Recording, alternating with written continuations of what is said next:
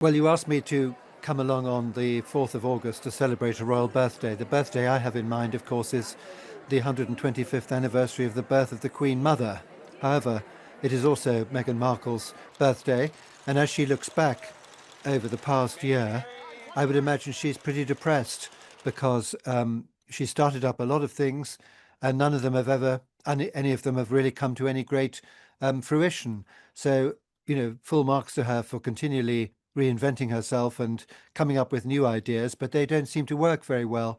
And there was a suggestion the other day made that, if she wanted to be this sort of wonderful, sweet-natured kind of figure in the kitchen, chopping up the petals and scattering them over salads and making us all feel good, it would have been more effective had she not given that awful Oprah Winfrey interview some years ago in which she was so incredibly vindictive. So, which is the real Meghan Markle?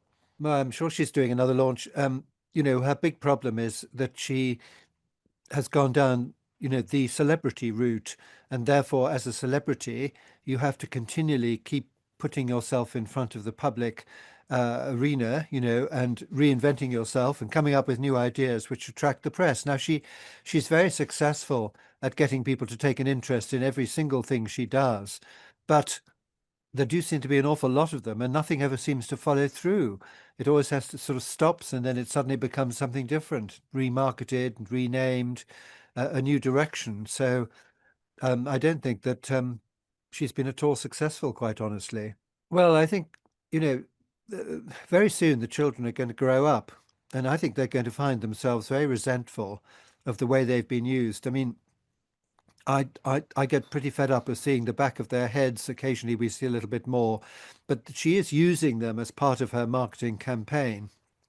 And you know, I think that come a time when they grow up and they say, well, why are we living in California? Why aren't we able to be friends with our cousins? And one of them's going to be a king one day. That's rather exciting.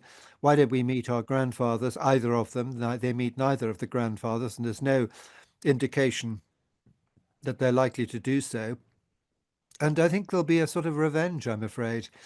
And yeah, Prince Harry, well, the things that I've seen, he invariably seems to pop up at the end to give some sort of credibility or credence to what she's doing.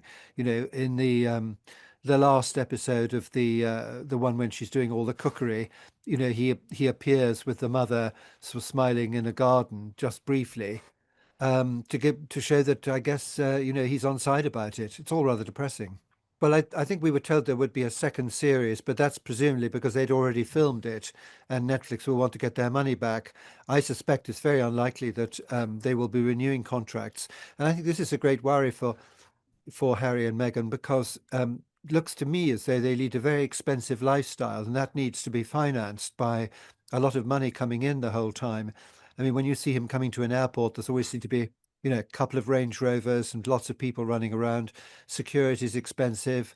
The house will be expensive. The staff will be expensive. The legal proceedings that they enter into will be expensive. And all this thing has to be financed. And that must be a big issue. And I have a feeling it's not going so well. He has no Yeah. right to ask the British taxpayer to pay for his security because he isn't a working member of the royal family. He's Mm. contributing absolutely nothing to our national life at all. Obviously, if he comes over to Britain and he takes part in something like the Queen's Platinum Jubilee, he's obviously protected just as all the others are within the same security network.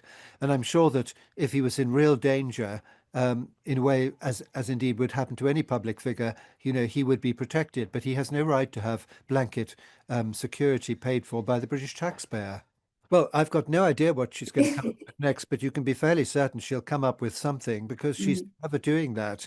And the sad thing is that it doesn't seem to work in the long run. Um, Sometimes, of course, if you're persistent with a business venture, it doesn't always go brilliantly to begin with, but sometimes there are many examples in the past of how if you persevere, it eventually catches on. So maybe one of the things she does will catch on, but I can't predict what it's going to be, I'm afraid.